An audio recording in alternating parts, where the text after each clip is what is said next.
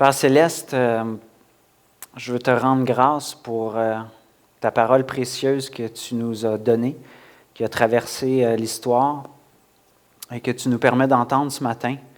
On te prie, Seigneur, de chasser toute inquiétude ou pensée dans nos cœurs qui peut nous détourner, nous distraire, mais qu'on puisse avoir des cœurs réceptifs pour entendre non seulement ce que tu as à nous dire, mais te laisser nous transformer, te laisser nous édifier par ce que tu vas apporter. Je te prie de m'utiliser dans ta grâce aussi, Seigneur.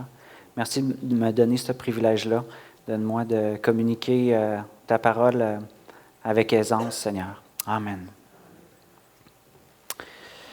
Oui, donc, on achève notre série dans 1 Corinthiens sur l'Évangile du crucifié. Il reste à peu près 3 enseignements. Là, on est au chapitre 15. Il va rester un autre dans le chapitre 15 et je crois un dans le chapitre 16. Et je suis impressionné de voir toutes les applications qu'on peut avoir dans la vie collective de l'Église. Vous n'êtes pas d'accord avec moi? À travers Corinthiens, c'est vraiment, il y a du pratique, là, comment ça se vit l'Église, comment on vit même les défis ensemble, les tensions, des fois les fausses croyances qui rentrent là-dedans. Comment on peut vivre ça à la lumière de l'Évangile? Et comme Normand le disait dans l'École de la grâce, je souhaite sincèrement que ça ne se réduise pas à des faucons, justement. Faut qu'on n'aille pas de vedette, il faut qu'on se garde pur sexuellement, il faut qu'on renonce à nos droits. C'est plus que ça, ce qu'on a vu dans 1 Corinthiens.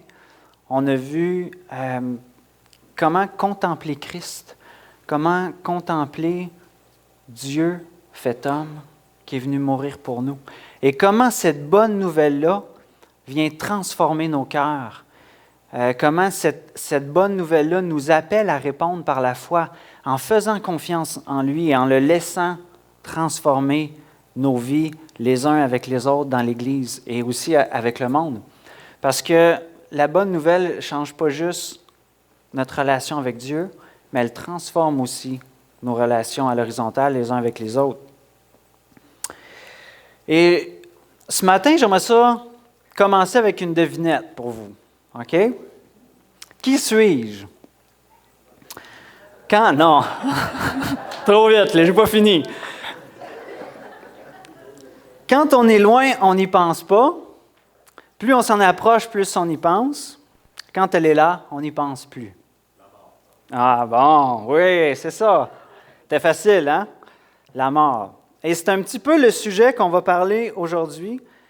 Ce matin, on va parler d'un sujet qui, à travers l'histoire, depuis toujours, ne cesse de torturer, de diviser ou de rassembler les hommes.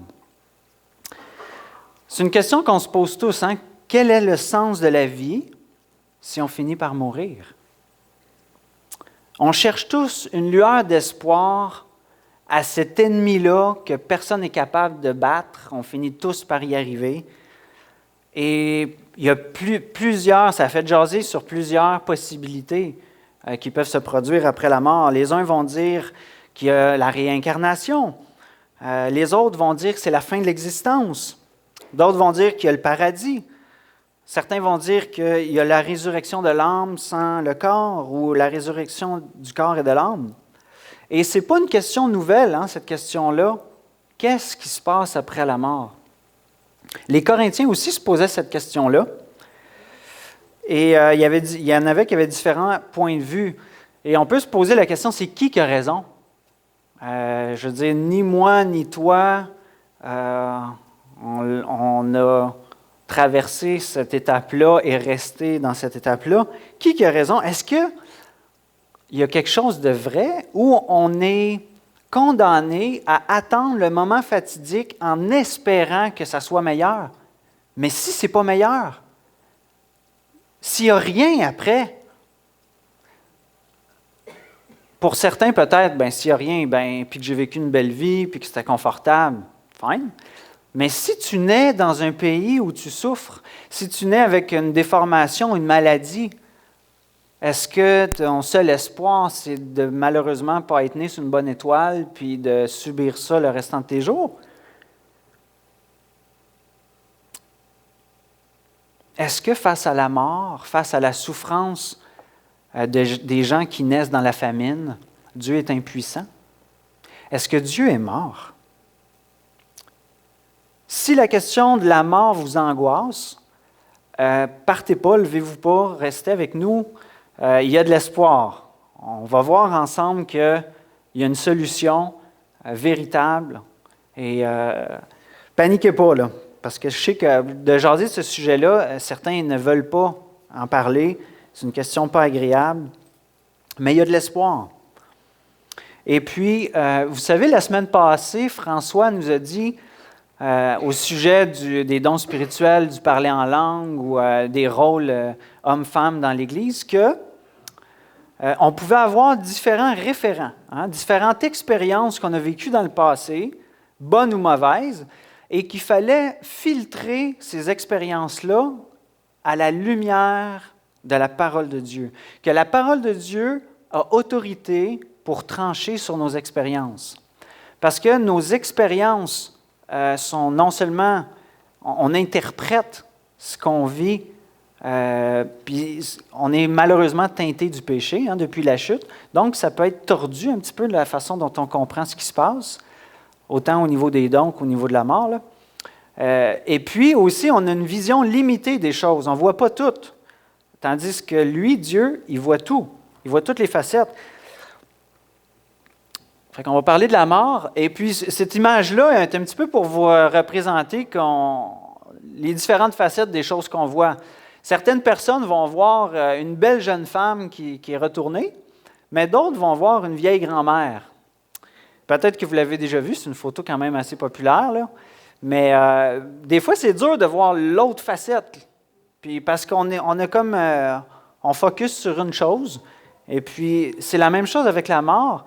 Il y en a qui peuvent avoir eu des expériences. Sûrement que vous avez déjà entendu des témoignages de gens qui se sont rendus sur une table d'opération, puis que là, ils ont senti leur âme quitter leur corps, ils se sont sentis bien, ils ont été aspirés vers quelque chose d'autre.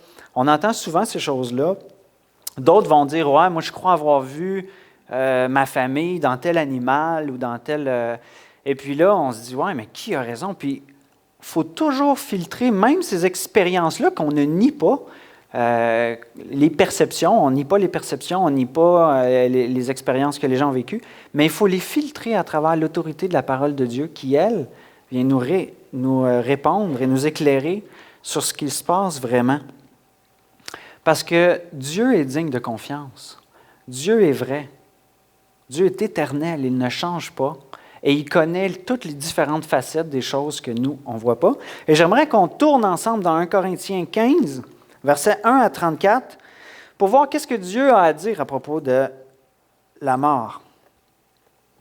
1 Corinthiens 15.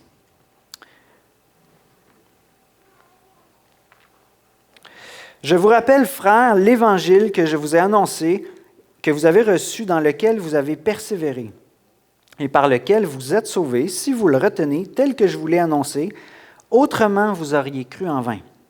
Je vous enseignais avant tout, comme je l'avais aussi reçu, que Christ est mort pour nos péchés, selon les Écritures, qu'il a été enseveli et qu'il est ressuscité le 3e jour, selon les Écritures, et qu'il est apparu à Céphas, puis aux 12. Ensuite, il est apparu à plus de 500 frères à la fois, dont la plupart sont encore vivants, et dont quelques-uns sont morts. Ensuite, il est apparu à Jacques, puis à tous les apôtres. Après eux tous, il m'est aussi apparu à moi comme l'avorton, car je suis le moindre des apôtres. Je ne suis pas digne d'être appelé apôtre parce que j'ai persécuté l'Église de Dieu. Par la grâce de Dieu, je suis ce que je suis, et sa grâce envers moi n'a pas été vaine. Loin de là, j'ai travaillé plus que tous, non pas moi toutefois, mais la grâce de Dieu qui est avec moi. Ainsi donc, que ce soit moi, que ce soit eux, voilà ce que nous prêchons, et c'est ce que vous avez cru. Or, si l'on prêche que Christ est ressuscité des morts, comment quelques-uns parmi vous disent-ils qu'il n'y a point de résurrection des morts? S'il n'y a point de résurrection des morts, Christ non plus n'est pas ressuscité. Et si Christ n'est pas ressuscité, notre prédication est donc vaine et notre foi est aussi vaine. Et il se trouve même que nous sommes de faux témoins à l'égard de Dieu, puisque nous avons témoigné contre Dieu qu'il a ressuscité Christ, tandis qu'il ne l'aurait pas ressuscité, si les morts ne ressuscitent point. Car si les morts ne ressuscitent point, Christ non plus n'est pas ressuscité. Et si Christ n'est pas ressuscité, votre foi est vaine. Vous êtes encore dans vos péchés. Et par conséquent, aussi ceux qui sont morts en Christ sont perdus. Si c'est dans cette vie seulement que nous espérons en Christ, nous sommes les plus malheureux de tous les hommes. Mais maintenant, Christ est ressuscité des morts. Il est les prémices de ceux qui sont morts. Car puisque la mort est venue par un homme, c'est aussi par un homme qu'est venue la résurrection des morts. Et comme tous meurent en Adam, de même aussi tous revivons en Christ, mais chacun en son rang. Christ comme prémisse, puis ceux qui appartiennent à Christ lors de son avènement. Ensuite viendra la fin, quand il remettra le royaume à celui qui est Dieu et Père, après avoir détruit toute domination, toute autorité et toute puissance, car il faut qu'il règne jusqu'à ce qu'il ait mis tous les ennemis sous ses pieds. Le dernier ennemi qui sera détruit, c'est la mort. Dieu, en effet, a tout mis sous ses pieds, mais lorsqu'il dit que tout lui a été soumis, il est évident que celui qui lui a soumis toutes choses est accepté. Et lorsque toutes choses lui auront été soumises, alors le Fils lui-même sera soumis à celui qui lui a soumis toutes choses, afin que Dieu soit tout en tous. Autrement, que feraient ceux qui se font baptiser pour les morts? Si les morts ne ressuscitent absolument pas, pourquoi se font-ils baptiser pour eux? Et nous, pourquoi sommes-nous à toute heure en péril? Chaque jour, je suis exposé à la mort. Je l'atteste, frère, par la gloire dont vous êtes pour moi le sujet en Jésus-Christ notre Seigneur. Si c'est dans des vues humaines que j'ai combattu les bêtes à Éphèse, quel avantage m'en revient-il? Si les morts ne ressuscitent pas, mangeons et buvons, car demain nous mourrons. Ne vous y trompez pas. Les mauvaises compagnies corrompent les bonnes mœurs. Revenez à vous-même comme il est convenable et ne péchez point, car quelques-uns ne connaissent pas Dieu. Je le dis à votre honte.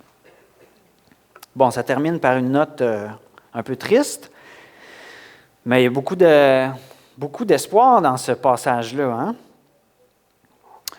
Premièrement, Paul commence ce texte-là en rappelant, et il ne se tanne pas de rappeler continuellement une bonne nouvelle aux Corinthiens.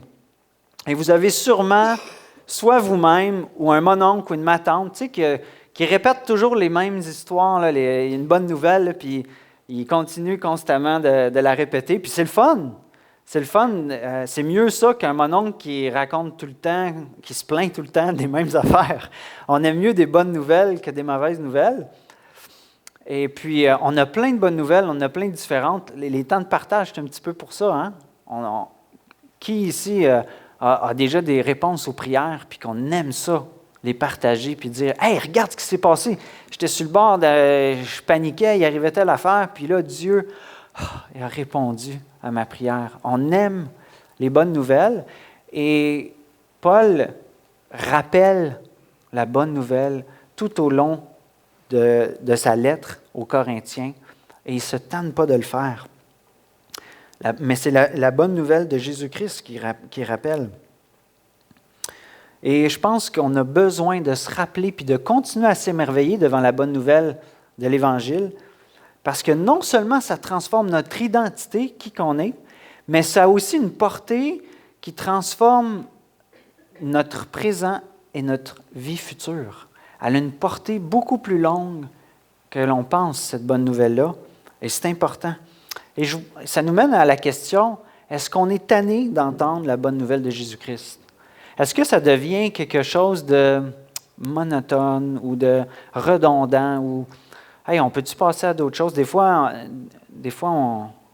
on peut tomber dans ce piège-là. Et je crois que quand on arrive là, je crois que peut-être qu'on a perdu comment cette bonne nouvelle-là vient s'appliquer dans notre vie de tous les jours. Quand on est tanné de l'entendre, c'est qu'on n'arrive plus à l'appliquer au quotidien, puis de voir comment elle vient transformer notre vie. Ou peut-être qu'on l'a remplacé, cette bonne nouvelle-là, par quelque chose d'autre, par une idole. Et puis là, elle devient moins belle à nos yeux. Et on peut se poser la question, hein, est-ce qu'il y a quelque chose aujourd'hui que je désire plus que Dieu en ce moment? Dans quoi je recherche ma joie, ma sécurité, ma valeur? Si ce n'est pas dans la bonne nouvelle, si c'est dans d'autres choses, c'est sûr qu'elle va devenir moins intéressante, cette bonne nouvelle-là. Mais elle n'est pas moins importante et précieuse. Vous allez voir pourquoi. Cette bonne nouvelle-là est tellement importante que Paul leur dit « Retenez-la dans les termes où je vous l'ai annoncé. » Retenez chacun des points de cette bonne nouvelle-là. Parce que, dans le fond, ce n'est pas de croire en quelque chose qui est important, mais de croire dans la vérité, dans la bonne nouvelle. Si je vous dis hey, « Croyez en vous, vous êtes des bonnes personnes », ou si je vous dis je ne sais pas moi, crois en d'autres choses que cette bonne nouvelle-là. Crois dans les vaches cosmiques. Ils donnent du lait spécial. J'ai vu quelqu'un, puis il garde sa jeunesse toujours. Ça ne sert à rien, ces bonnes nouvelles-là. On a une vraie bonne nouvelle qu'on doit croire. Et cette bonne nouvelle-là a été révélée par Dieu. La foi qui sauve, c'est la foi dans ce que Dieu dit. Et non pas dans ce que moi ou toi détermine qui est bien ou qui est mal. Ce n'est pas la foi qui décide, moi je crois à ça, mais pas à ça de ce que Dieu dit. Ou je crois, puis à un moment donné, j'arrête de croire. Cette sorte de foi-là est stérile. Ça me fait penser aux trois sortes. Tu sais, la parabole de Jésus qui dit un semeur est venu pour semer, et il sème. Hein? Et il y a des gens qui croient, mais pas la bonne sorte de foi dans cette parabole-là. Tu as des gens qui entendent la parole de Dieu, mais l'ennemi, il laisse l'ennemi enlever et c'est oublié. Il y en a d'autres, ça tombe dans une terre peu profonde, une terre rocailleuse, et puis ils croient en Dieu, mais aussitôt qu'il arrive une épreuve, c'est une occasion de chute. Là, j'arrête de croire. Et puis, la troisième sorte de terre, qui est stérile, c'est celle avec les épines, où les passions et les soucis de la vie viennent étouffer cette bonne nouvelle-là. Et ce n'est pas cette sorte de foi-là qui sauve, mais la dernière terre, qui écoute, qui croit, et qui laisse cette parole-là prendre racine dans le cœur, ça porte du fruit.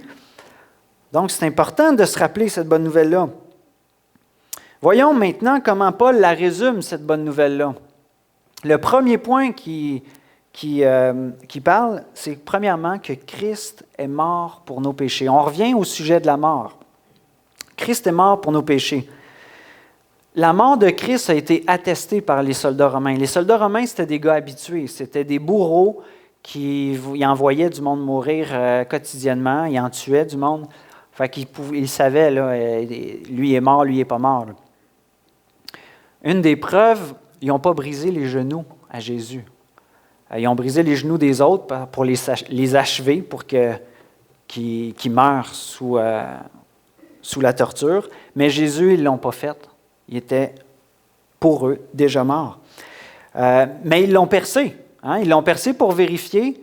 Et de l'eau, en perçant, évidemment, il y a du sang qui coule, mais il y a aussi de l'eau. Et si les médecins, c'est un des symptômes, quand les poumons se remplissent d'eau, c'est un symptôme d'asphyxie.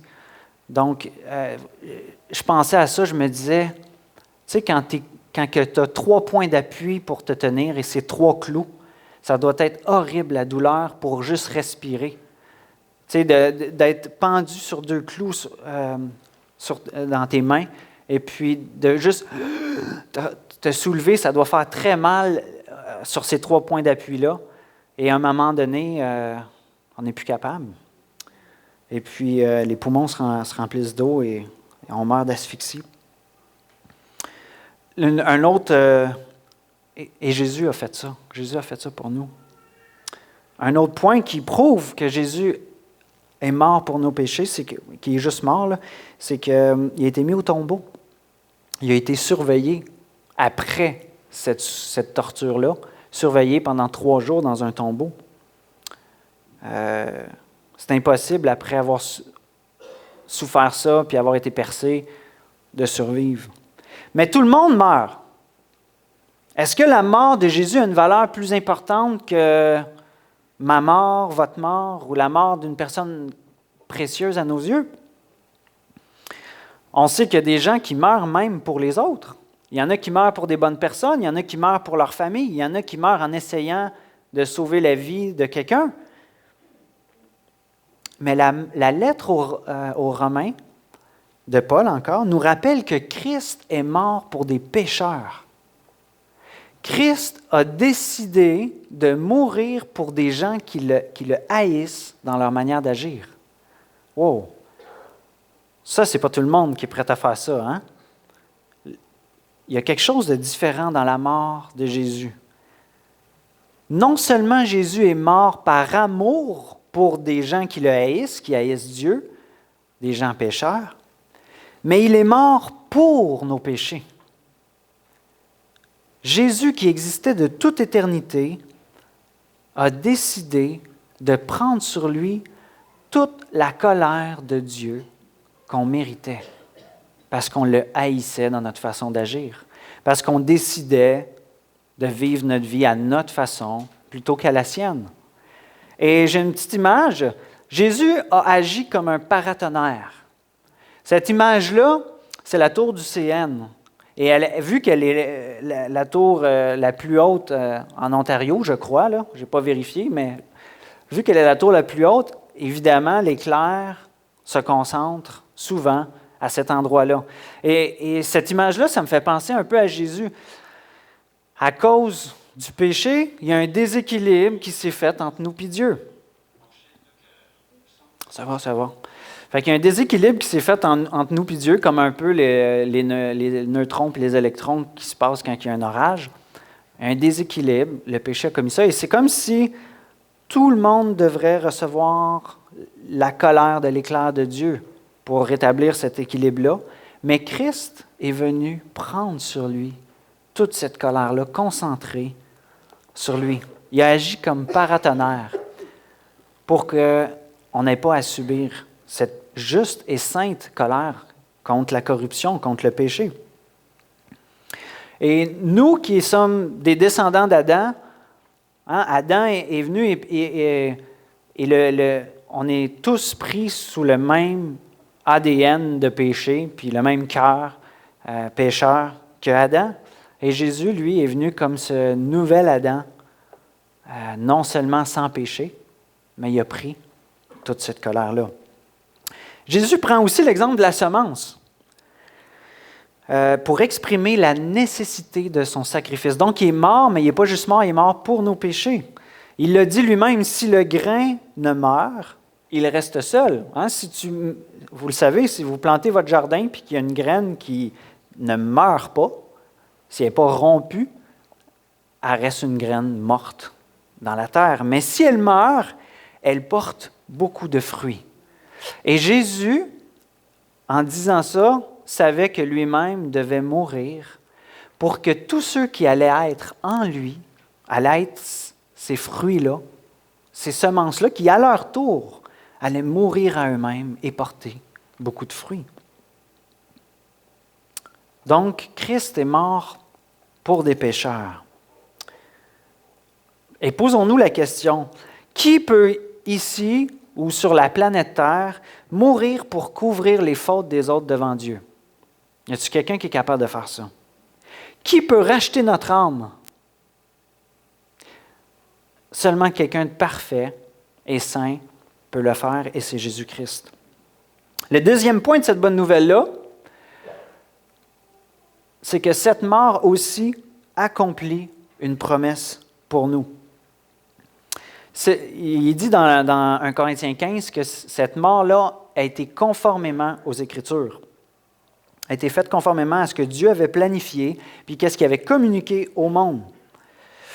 La mort de Jésus est importante non seulement parce qu'elle a été prédite par plusieurs centaines d'années d'avance par plusieurs personnes, mais en plus, elle accomplit des promesses.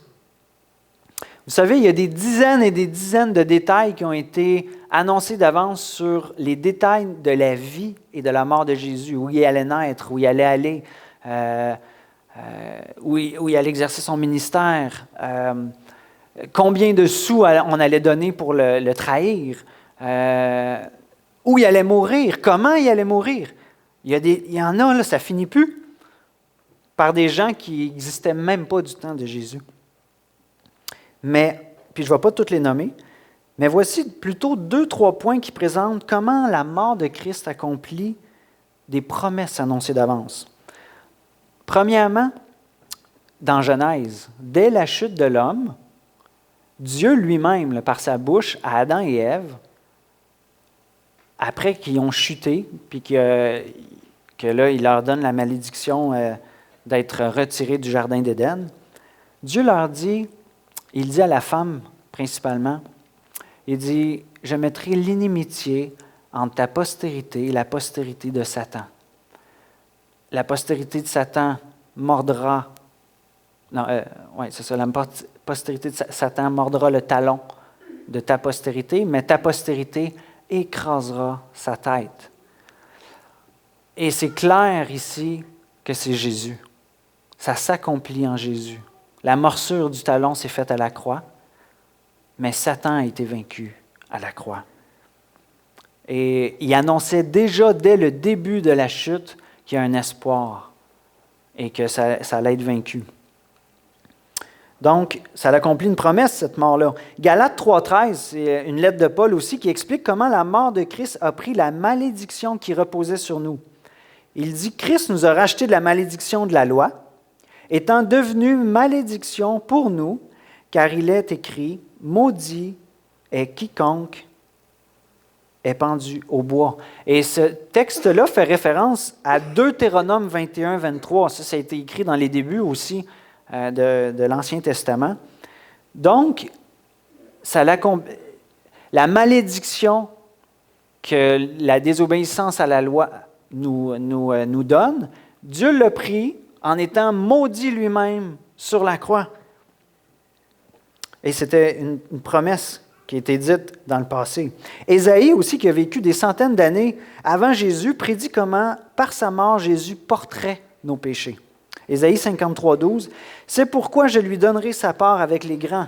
Il partagera le butin avec les puissants, parce qu'il s'est livré lui-même à la mort et qu'il a été mis au compte des malfaiteurs, parce qu'il a porté les péchés de beaucoup d'hommes et qu'il a intercédé pour les coupables. » Donc, on voit ici le sens de sa mort, pour nos péchés, pour les porter, parce qu'il a intercédé pour nous.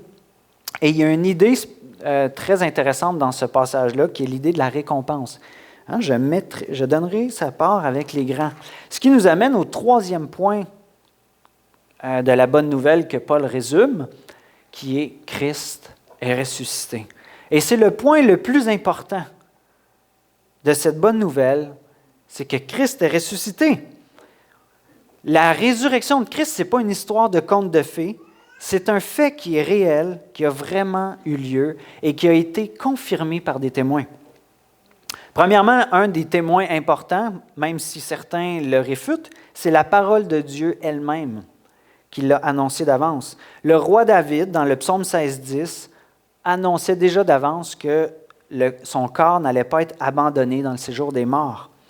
Dans Osée, le prophète Osée aussi l'a annoncé avant que Jésus soit là, qu'après 3 jours, il allait ressusciter. La vie de Jonas, qui a passé 3 jours dans le ventre d'un poisson, est une illustration de ce que Jésus lui-même allait dire de son vivant, comme quoi, comme Jonas a été 3 jours dans le ventre du poisson, de même, moi, je vais passer 3 jours dans le sein de la terre. Donc, la parole de Dieu est témoin d'avance, et elle n'est pas négligeable, ce témoin-là n'est pas négligeable. Les 12 apôtres ensuite, qui ont vécu avec lui ces 3 années-là, qui ont vécu le stress de « Hey, il est arrêté, il est crucifié, on s'en va de là », ils l'ont abandonné là, et ils l'ont vu. Ils l'ont vu ressusciter après, et ils ont décidé de le suivre. Thomas, qui ne croyait pas, qui a dit « Regarde, là, les boys, là, vous l'avez tous vu, mais moi, non, je ne crois pas ». Jésus a permis, dans sa grâce à lui, pour que nous, on croit, qu'il mette ses doigts dans ses plaies. Il a touché ses blessures. Non seulement ça, mais il est apparu à plus de 500 personnes en même temps. Et en dernier, il est apparu, après sa résurrection, à l'apôtre Paul.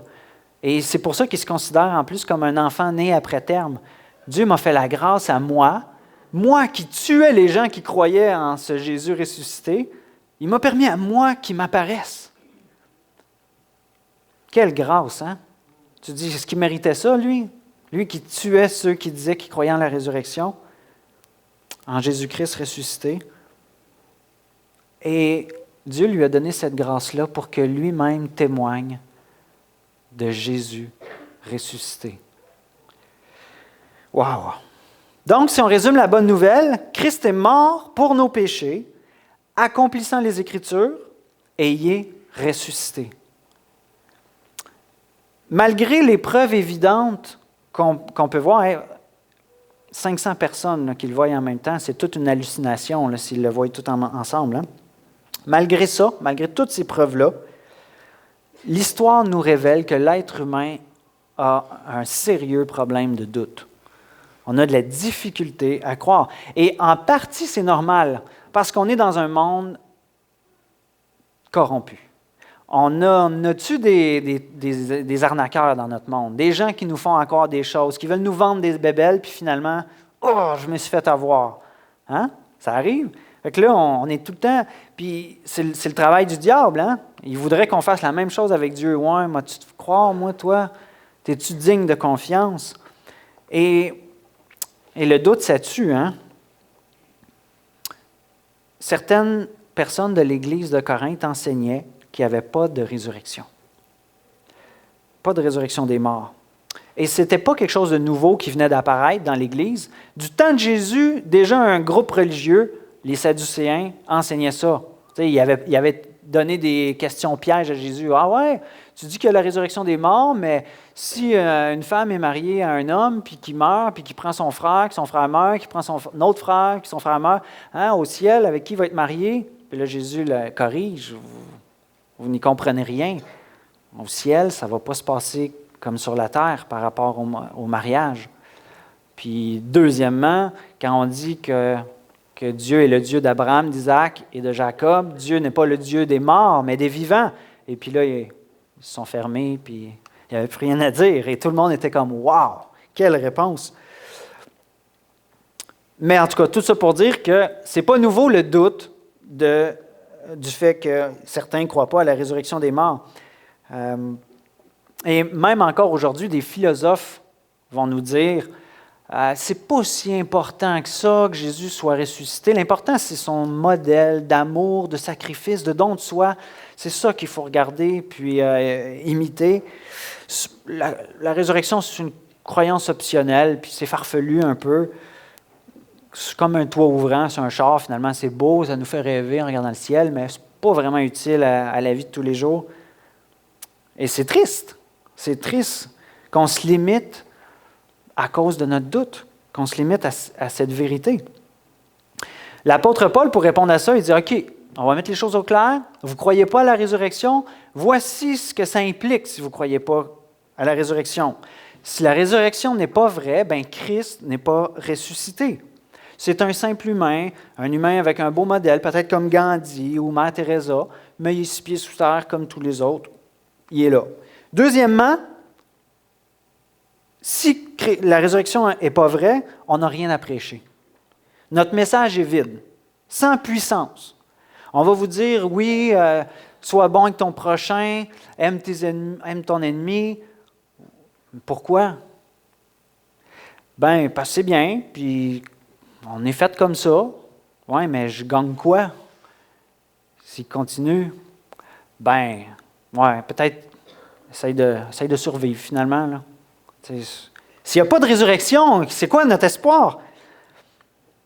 Pas juste ça, il dit, si ce n'est pas vrai, on est des faux témoins, on est des menteurs. Ces 500 personnes-là qui l'ont vu, nous, les 12 apôtres, on est des menteurs. En plus, notre foi est inutile, elle est sans succès. Tu crois, mais il n'y a pas d'aboutissement à ta foi. On est comme dans cette jungle-là où chacun cherche sa part du gâteau. Et puis, s'il arrive une famine, puis que tu veux suivre les principes de Dieu, ben suis-les, mais sauve ta peau, puis au pire, prends-toi une gang de gens, puis va voler tes voisins pour te nourrir. Il n'y a pas d'espoir. On a juste cette vie-là à vivre. Pas juste ça, il dit, on est perdu en plus dans nos péchés. Le sacrifice que Jésus a donné n'est pas suffisant. On est encore sous la condamnation.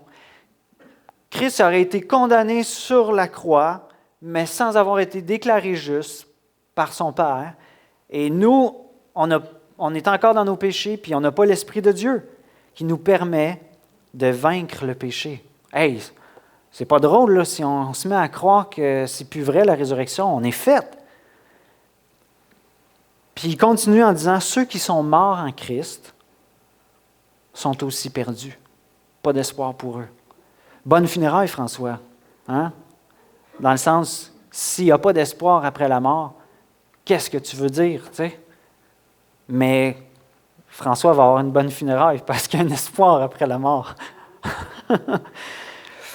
Et puis là, on arrive au verset 29, qui est un autre argument, puis que là, François se dit, enfin, là, c'est plus moi qui ai pogné sur le spot avec des histoires de voile, de dons, de langue et tout ça, puis on arrive à baptiser.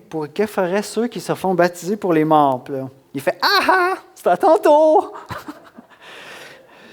C'est pas super. Moi, je le trouve moins pire que ses défis à lui. Savez-vous qu'il y a plus de 200 interprétations de ce passage-là? Puis, sur le coup, j'essayais comment je peux... les humains, on essaye de faire fitter ce qui est écrit là avec ce qu'on sait. Hein? Puis la première réflexion, je me suis dit, en lisant ça, je dis, il parle-tu qu'ils se font baptiser pour les morts? Il parle des morts spirituels, les non-croyants. Puis ça fit. Puis là, je lisais dans les commentaires que Luther croyait ça. Mais finalement, en lisant d'autres commentaires, je me suis dit, ouais, non, le contexte, c'est pas là. On ne se fait pas baptiser pour les morts, les morts spirituelles. Le contexte, c'est un contexte de souffrance, de martyr. Puis, avant d'aller dans l'explication, est-ce que vraiment des gens se faisaient baptiser à l'Église de Corinthe pour des morts? Si c'était le cas, Paul n'aurait pas arrêté son explication là, il l'aurait réfuté parce que le baptême ne sauve pas. Le baptême n'est pas un symbole magique qui t'accorde la vie éternelle. Donc, s'il ne nous accorde pas la vie éternelle, il n'accorde encore moins la vie éternelle à des gens qui sont déjà morts. Et Paul aurait donné une explication, puis dans toutes ses lettres, il ne va pas dans ce sens-là. Donc, le contexte, c'est un contexte de risque de mort. Puis dans le grec, le mot « pour » a d'autres significations. C'est au-delà, au nom, à cause de, en rapport à la mort. Donc, les deux interprétations, je vous laisse avec deux interprétations qui semblent aller dans le sens du contexte. Le premier, c'est pourquoi, au risque de mourir, de ceux qui se font baptiser au risque de mourir. Puis si vous lisez après, il fait une énumération de tout ce que lui souffre pour sa foi. Donc, ça pourrait être une interprétation plausible. Ou une autre qui est aussi bonne, pourquoi certains se font baptiser à cause des croyants avant eux qui sont morts. Donc, les croyants avant nous se font baptiser au risque de leur vie pour qu'on ait, nous, la foi. Alors, pourquoi des gens se feraient baptiser en mourant, des croyants qui sont morts, pour que nous, on croie? À quoi ça servirait s'il n'y a pas de résurrection? C'est spécial comment on commence notre vie chrétienne. On le commence avec le baptême, le symbole de la mort. Le baptême, on meurt, Christ est mort, Christ est ressuscité, on ressuscite. Et c'est spécial que tous les symboles qu'on prend en Église, le repas du Seigneur aussi, c'est ça. On se rappelle la mort de Christ, mais on se rappelle aussi sa résurrection, parce que jusqu'à ce que je revienne. Fait qu'il y a quelque chose là. Hein?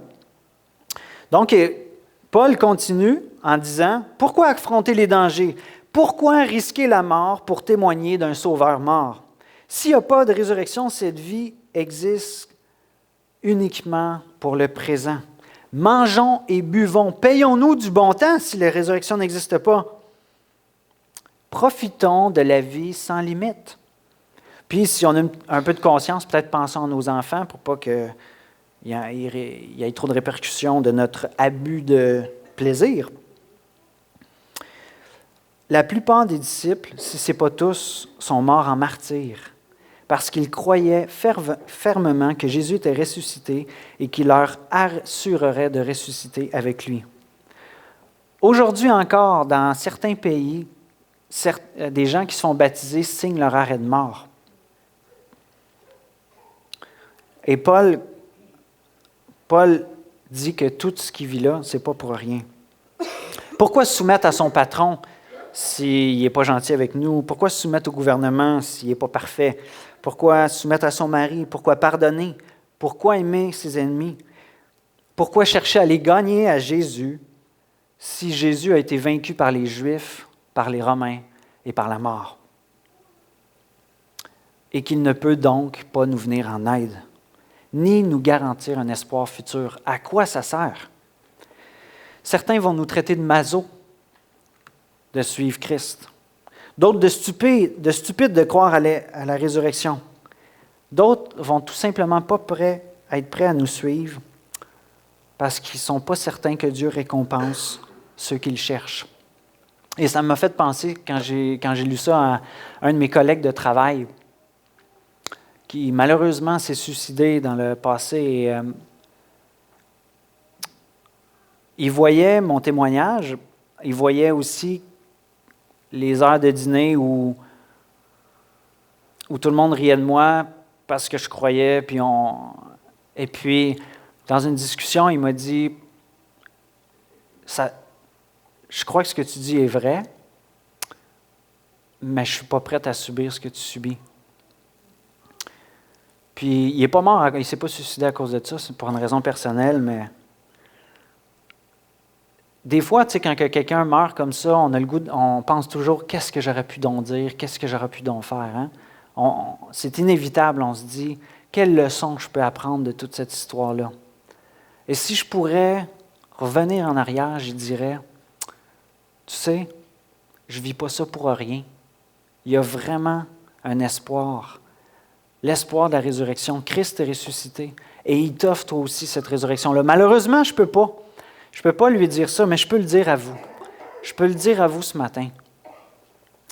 La résurrection est disponible pour chacun de vous. Donc, la réalité, c'est que tous, on va revivre en Christ. Le fait que Jésus est ressuscité nous donne la certitude qu'on va tous revivre, soit pour une résurrection de vie en Christ, soit pour une résurrection de jugement. Et Paul termine en disant que Christ réalisera pleinement son royaume. Comment? En anéantissant toute puissance qui s'élève contre lui. Donc, en ce moment, on voit encore le fait que l'ennemi travaille. Hein? Il va l'anéantir complètement et il va détruire le dernier ennemi qui est la mort. Donc, il n'y en aura plus. Ça va être fini, ce temps-là. Et finalement, toute cette victoire-là qui a été réalisée par la résurrection, Jésus va se soumettre à son Père, librement, volontairement. Et encore là, ça nous fait penser à l'histoire de l'égalité entre l'homme et la femme. Hein. Jésus n'est pas supérieur ou inférieur. Dieu il a tout donné, toute domination, puis Jésus il redonne à la fin. Ils sont égaux. Il n'y a pas une guerre de pouvoir du tout, là. Et on peut le vivre aussi dans le mariage.